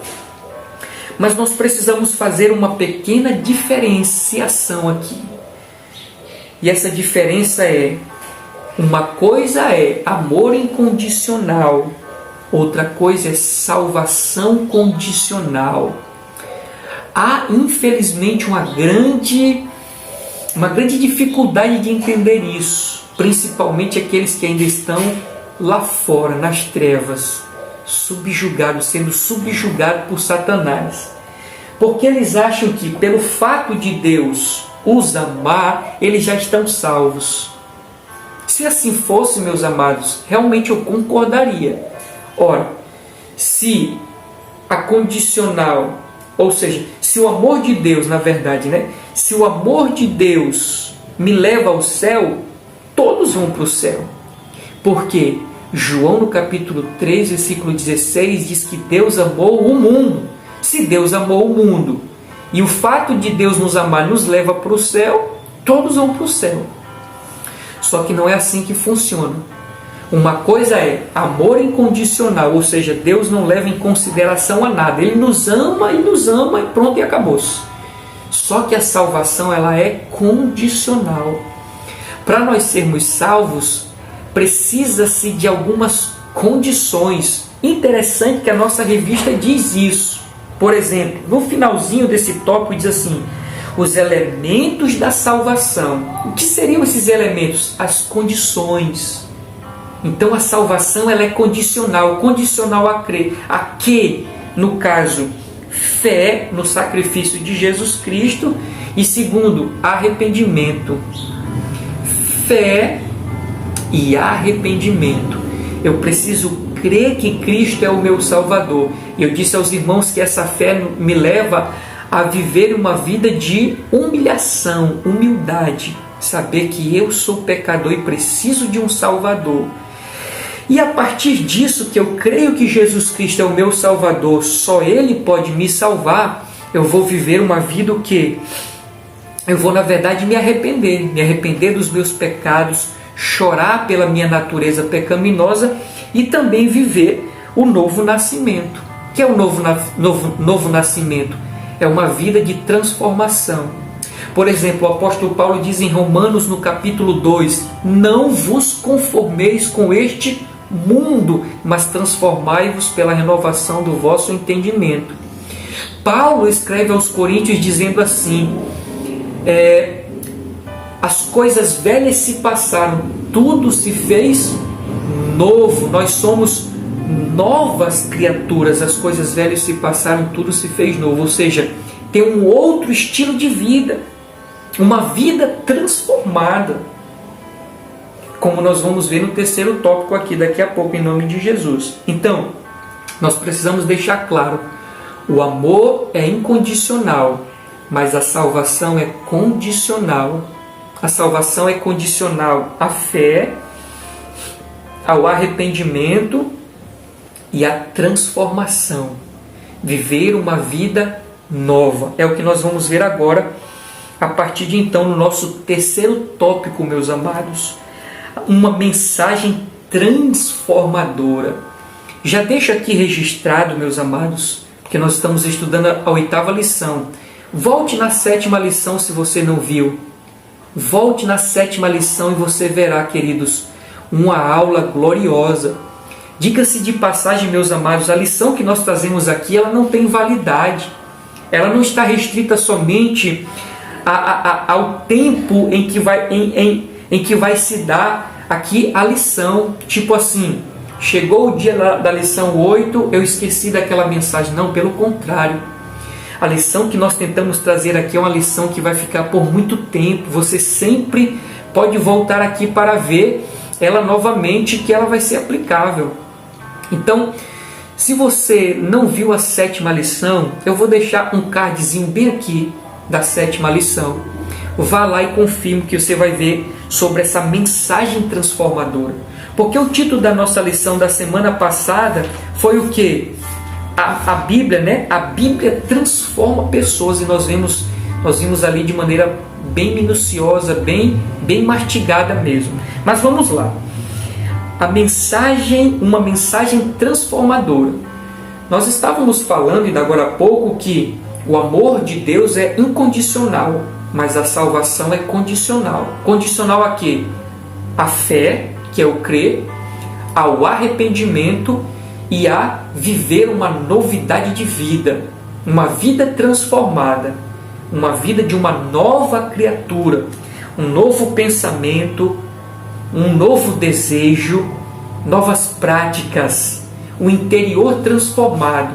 E esse interior, esse ponto, o primeiro subponto do terceiro ponto, chama de transformação do caráter. Eu gostei muito deste tópico, meus amados, e nós vamos para ele agora. Diz assim a leitura: a transformação do caráter. A leitura diz: o caráter, eu gostei muito dessa definição. O caráter é definido como a maneira própria da pessoa agir e expressar-se. Então, o que é o caráter? Cada um de nós temos um caráter. E o que é o caráter, segundo este conceito aqui? A maneira própria da pessoa agir, expressar. Então, o caráter é a maneira como alguém age, como alguém se expressa. Isso é o conceito de caráter. E nós estamos dizendo que a mensagem do Evangelho, a mensagem do Reino, muda o caráter, ou seja, muda a forma da pessoa agir, muda a forma da pessoa expressar-se, muda a sua forma de enxergar o mundo, muda a sua forma de enxergar as pessoas. Por exemplo, meus amados, eu sei que nós vivemos num mundo mau, mas nem por isso eu vou me alegrar quando um meliante é assassinado. Não que eu vou fazer essa distinção entre um policial que morre e um bandido que morre. Tanto um quanto o outro, na visão de Deus, são almas que precisam de salvação. Então, mesmo que a pessoa seja perverso, mau, cruel, da pior espécie, e ele venha a falecer, ele é morto por tiros ali no confronto com a polícia, eu não posso me alegrar com a morte daquela pessoa, porque Deus, ele não se alegra com a cena dessa, irmãos. Imagine Deus se alegrando por um homem, uma pessoa mau, que tem muitos crimes no seu currículo. Você acha que Deus se alegraria? Não, queridos, porque agora há pouco eu falei que Deus nos ama de maneira indistinta. Deus nos ama de maneira única. Deus ama a todos da mesma maneira. Então, esse Evangelho transforma isso, irmãos. E infelizmente não é o que nós estamos vendo na vida de pessoas. Pessoas desejando, que se dizem crente, né? Pessoas desejando o mal do outro, mandando a outra pessoa para o inferno sendo crente. pessoas se dizendo ser crente, amaldiçoando outras pessoas, botando na justiça. Misericórdia, irmãos. Que evangelho é esse que as pessoas estão vivendo? Que evangelho é esse que não transforma mais a vida das pessoas, sendo que uma das características ou evidência do evangelho é transformação, e é o que nós estamos vendo aqui, a transformação do caráter. Então, o que é o caráter? É a maneira própria da pessoa agir, expressar-se, pensar, os desejos, o modo de ver o mundo, e isso o evangelho de Cristo transforma. Já não sou eu quem vivo, mas Cristo vive em mim, disse o apóstolo Paulo. Vamos continuar a leitura, meus amados. Na lei, ou seja, o decálogo. O que é o decálogo? Os 10 mandamentos. Ou seja, os 10 mandamentos apresentam as orientações básicas para o modo de viver dos israelitas. Lembra que eu disse aos irmãos que as leis morais que tanto alcança os judeus quanto nós no Novo Testamento, essas mesmas leis morais estão no Novo Testamento. Continuando aqui, esses princípios que estão nos 10 mandamentos e também no restante dos 613 princípios, esses princípios também são aplicados nos evangelhos, exceto a guarda do sábado. Eu não vou entrar nesse detalhe, irmãos. Diga-se de passagem, uma discussão muito antiga, mas não vou entrar nesse detalhe porque não é o foco da nossa lição. Me perdoe se eu lhe frustrei, talvez você estivesse pensando que eu ia entrar nesse detalhe, mas não quero entrar nesse detalhe. Mas o que está escrito nos 10 mandamentos se repetem no Novo Testamento, nos evangelhos, com a exceção do sábado. Tá bom? Vamos continuar. Contudo, a mera observância dos códigos não pode salvar ninguém. Somente a graça divina é capaz de transformar o caráter humano por meio da ação do Espírito Santo e da obediência ao Evangelho. O homem pode compartilhar a natureza do caráter de Deus. Olha só, meus amados. Continuando. Desse modo, a mensagem do Evangelho de Cristo produz substancial o quê? Mudança no caráter do cristão. É aquilo que eu disse em lições passadas. O pecado nos deformou. Você lembra que eu disse para você voltar na lição 7? Eu disse isso que eu estou dizendo agora, dentre outras coisas. O pecado nos deformou, mas o Evangelho nos transforma. Eu digo nem que ele reforma. O Evangelho nos transforma. Ele quebra a nossa natureza velha e vai transformando em uma nova natureza. Bendito seja o nome do Senhor. Mas vamos lá que ainda tem mais. Eu quero pegar alguns pontos da nossa lição, quando ela diz assim, ó: contudo, a mera observância de códigos não pode salvar ninguém. Ou seja, colocando aqui nas minhas palavras, cumprir esses códigos que estão na Bíblia Sagrada, né? Motivados não pelo amor a Cristo, ou seja, a Deus. Alguém que faz não porque ama o Senhor. Alguém que faz não porque ama a Deus.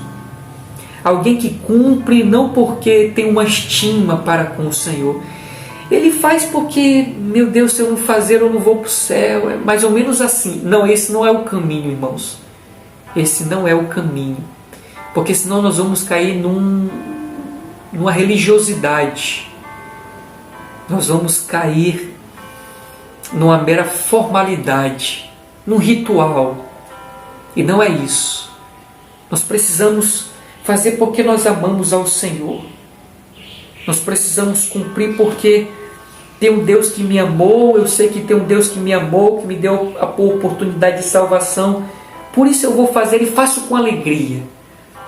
Faço com amor. Então, cuidado, meus amados, para nós não nos tornarmos de fato religiosos, cumpridores simplesmente de princípios, sem levar em consideração a pessoa, no caso Cristo, Deus. Amá-las, Senhor, eu amo, eu faço isso porque eu te amo. Por exemplo, meus amados, bem rápido aqui, eu gosto de citar esse exemplo. Eu sou casado, decido viajar para uma cidade muito longe, né? E nessa cidade longe, distante da minha esposa, lá aparece uma mulher bonita, formosa, atraente, toda sensual, diga-se de passagem, e ela me canta, né? Ela, como diz no linguajar, ela me dá uma cantada, um chaveco, ou seja, ela está se seduzindo, se lançando para mim. E agora, o que eu faria? O que você faria?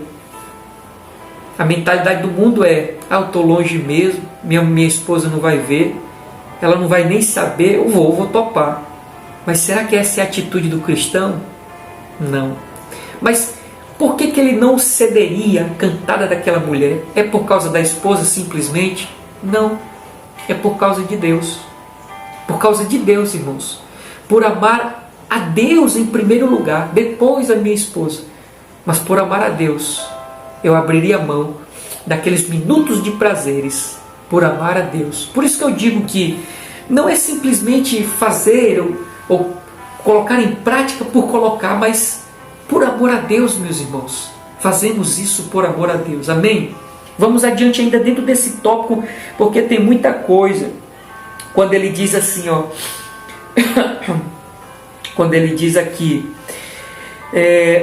contudo, a mera observância de códigos não pode salvar a ninguém. Lucas, no capítulo 18, de 18 ao 24, nós vemos a história do jovem rico.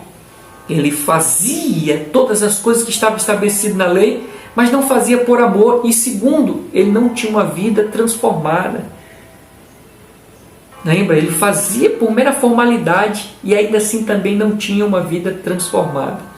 Continuando, somente a graça divina é capaz de transformar o caráter humano.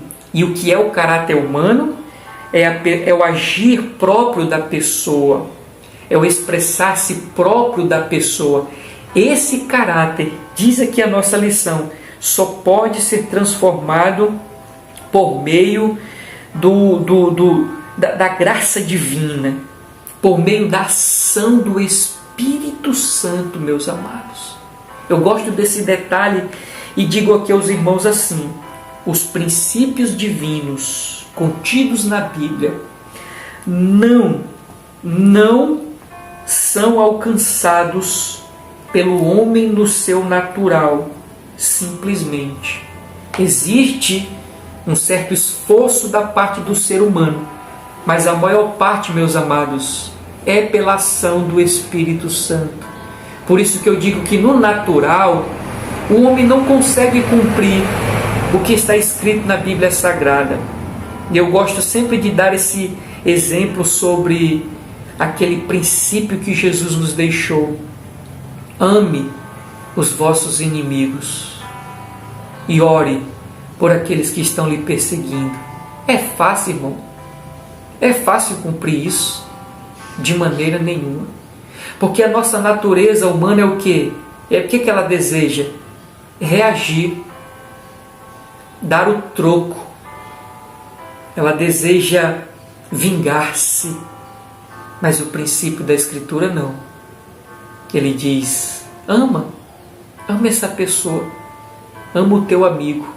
E ainda, ora por aquele que está lhe perseguindo. Em outra passagem a Bíblia diz assim: bendizei, ou seja, fale bem daquele que está falando mal de ti. É fácil isso, irmão? Seja sincero, é fácil? Não é, irmão? Não é. É por isso que nós precisamos do Espírito Santo.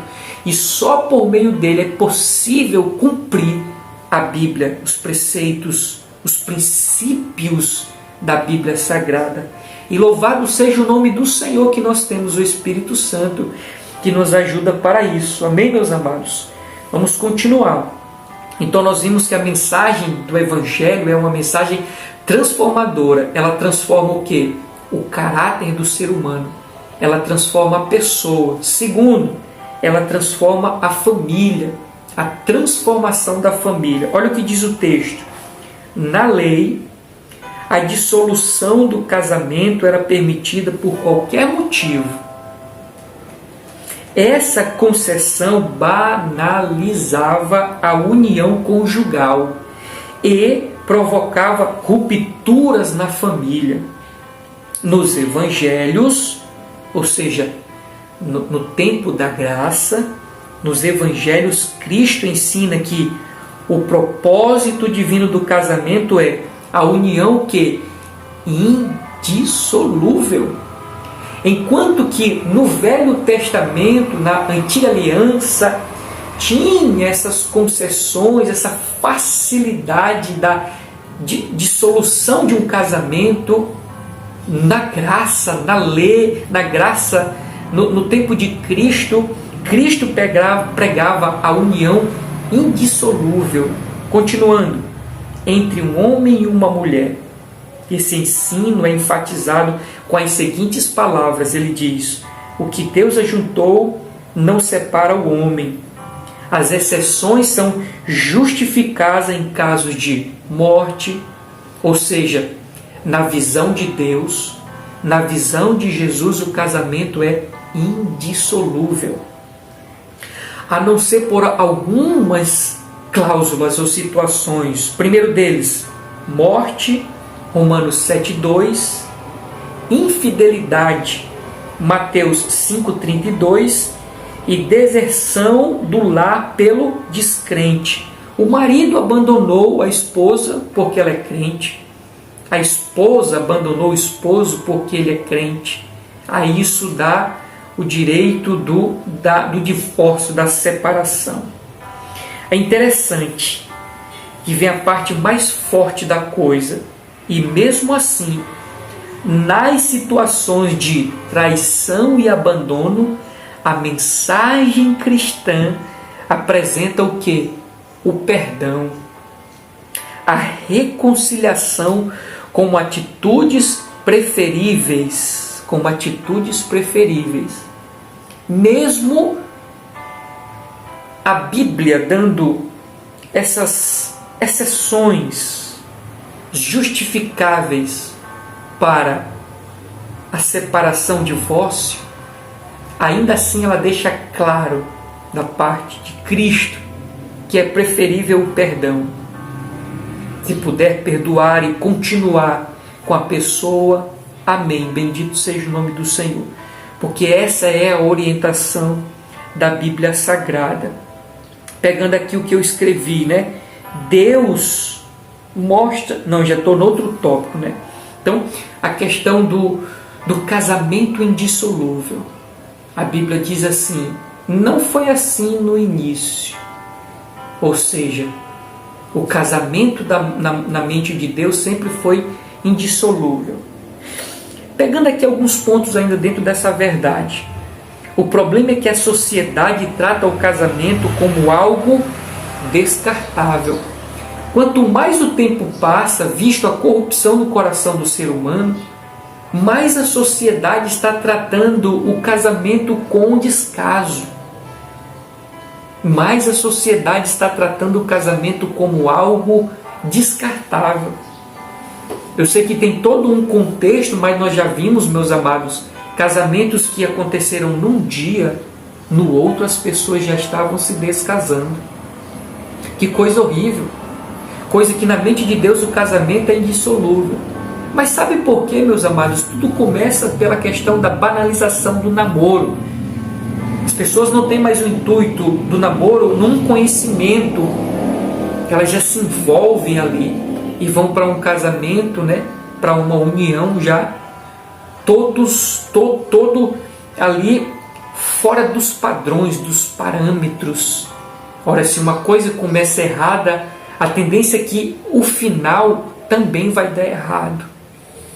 Mas o Evangelho transforma a família. Ele restaura a família. Talvez, meu amado, a sua família não esteja bem, sua família esteja desestruturada.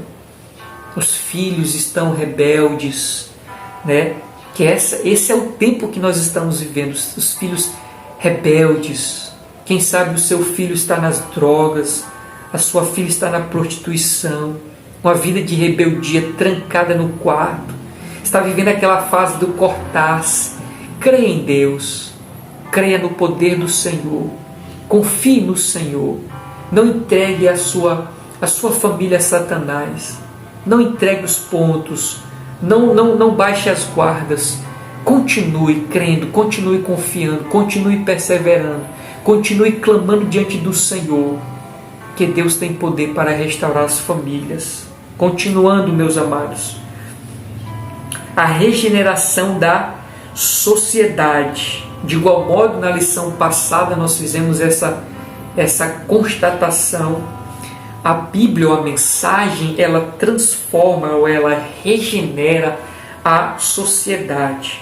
E a leitura diz assim: nossa declaração de fé afirma que fazem parte da lei. Vou ler novamente. Nossa declaração de fé afirma que a estrutura dos 10 mandamentos que fazem parte da lei diz respeito a Deus e à sociedade. Interessante. Quando você olha para os 10 mandamentos, o decálogo, você vai ver a relação do homem com Deus ou Deus com o homem, e você vai ver a relação do homem para com o outro homem. É isso que a lição está dizendo. A estrutura dos 10 mandamentos faz parte da lei e diz respeito a Deus e à sociedade, e envolve o pensamento, palavras e obras.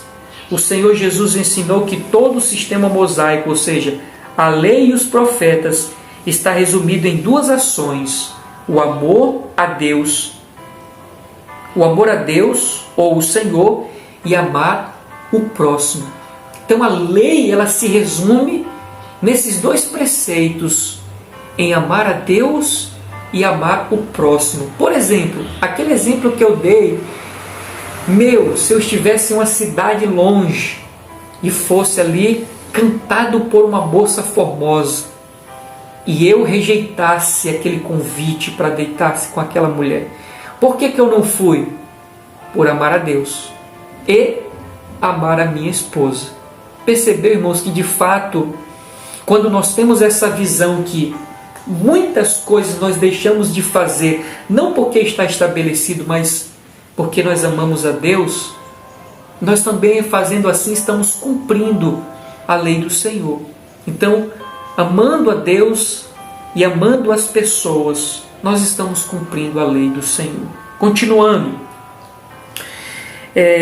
os evangelhos asseguram que o amor de Deus para com a humanidade é a base da salvação. Nós vimos isso, João 3,16. Em vista disso, os cristãos receberam a missão de proclamar essa mensagem às nações. Assim sendo, a igreja fiel e guiada pelo Espírito Santo, ao pregar e viver o Evangelho, torna-se sal e luz para o mundo. Então, em rápidas palavras, a salvação tem como base o amor. E há a igreja do Senhor. E a igreja do Senhor é aquela que tem a responsabilidade de levar adiante a mensagem. Ora, se a mensagem tem como base o amor, nós temos que pregar este amor. Falar do amor de Deus para as pessoas. Que Deus ama as pessoas. Que quer transformá-las. Que quer dar uma nova vida, não somente nesta terra, mas também no porvir. Só que a revista, além disso, ou seja, além de dizer que a igreja tem como missão levar também a mensagem do amor, ela tem suas características. A igreja é sal, a igreja é luz. E o que isso significa, dentre tantas coisas? Significa dizer que a igreja torna-se a referência. A igreja é o referencial da verdade, o referencial do amor, o referencial da obediência, o referencial em todos os aspectos. Porque veja que a luz, ela sempre está em destaque. A Bíblia diz que não pode esconder a luz, colocar debaixo do velador. Não pode. Ela está em destaque, ou seja, a referência. E a igreja é a referência. Infelizmente, a igreja está perdendo essa característica de referência. A igreja está sendo... A igreja de um modo em geral, tá bom, meus amados? Porque nós sabemos que de dentro da igreja, Cristo levará uma igreja. Mas, no sentido geral, a igreja ela está perdendo essa característica de referência. Mas, enfim, ela tem como característica a referência. Continuando, a igreja torna-se guardiã da verdade. Dizer que pecado é pecado e sempre vai ser pecado. Que para ir para o céu precisa fé, precisa arrepender-se, precisa ter uma mudança de vida. Sem isso, não tem como chegar no céu. A igreja ela é sal, ela é luz e ela torna-se uma influência. Uma coisa é referência, outra coisa é influência. A igreja tem que influenciar. O sal, você olha, se não tiver sal numa comida, você percebe. Mas quando tem o sal na sua medida, você também observa, influenciou o gosto daquela comida. Assim também a igreja, ela influencia. Ela tem esse papel de influenciar. Influencie lá no seu trabalho. Influencie lá na sua escola. Influencie lá na feira onde você é feirante. Influencie os seus amigos, aquela roda de amigos influencie. Influencie os seus familiares, seja o diferencial, seja a influência, seja sal, seja luz. Manifeste o reino de Deus para que esta sociedade, meus amados, como diz o tópico da nossa lição, seja transformada, seja renovada. Louvado seja o nome do Senhor. Vamos aqui para a nossa conclusão, meus amados, a nossa conclusão. E diz assim a leitura: a função da lei era transitória. Não significa dizer que por essa transitoriedade dela, ela não sirva mais. Nós vimos que aquilo que nos convém, não. Aquilo que se aplica a nós está repetido no Novo Testamento. Continuando. Ela revela o pecado, nós vimos, mas também aponta para a salvação. O fim da lei é Cristo. Ela aponta, ela mostra o alvo pelo qual o homem pode ser salvo. A lei, no caso, em Cristo Jesus. Continuando, o Senhor Jesus nos libertou da condenação da lei, ou seja, da maldição da lei. Qual é a maldição da lei? Que o homem não podia salvar-se. O próprio Cristo diz, o que para o homem é impossível, para Deus tudo é possível. Por isso que a conclusão está dizendo que o Senhor Jesus nos libertou da condenação. Porque essa impossibilidade de salvação, Cristo possibilitou para nós a salvação. Continuando, nos evangelhos, as boas novas desta salvação estão reveladas. O que isso significa? Deus mostra como o caminho que o homem deve percorrer para ser salvo. Não é de qualquer maneira, mas é como está estabelecido na Bíblia Sagrada, porque ela é a nossa regra de fé e prática. A Bíblia é a nossa bússola que nos aponta o caminho certo, a maneira como Deus quer que nós vivamos, meus amados. Bendito seja o nome do Senhor. Em suma, as obras da lei não justificam, mas pela graça somos salvos, por meio do arrependimento e fé em Jesus Cristo. Louvado seja o nome do Senhor. Queridos, essa foi a reflexão que Deus colocou no meu coração. Eu creio, assim como que para mim, para você tenha sido de grande valia. Eu espero você na próxima lição, no nome do Senhor Jesus Cristo, e se assim Deus permitir. Que a graça e a paz do Senhor alcance o seu coração, Se você está aflito, angustiado, que o Espírito Santo de Deus possa te alcançar, em nome de Jesus. Amém e amém.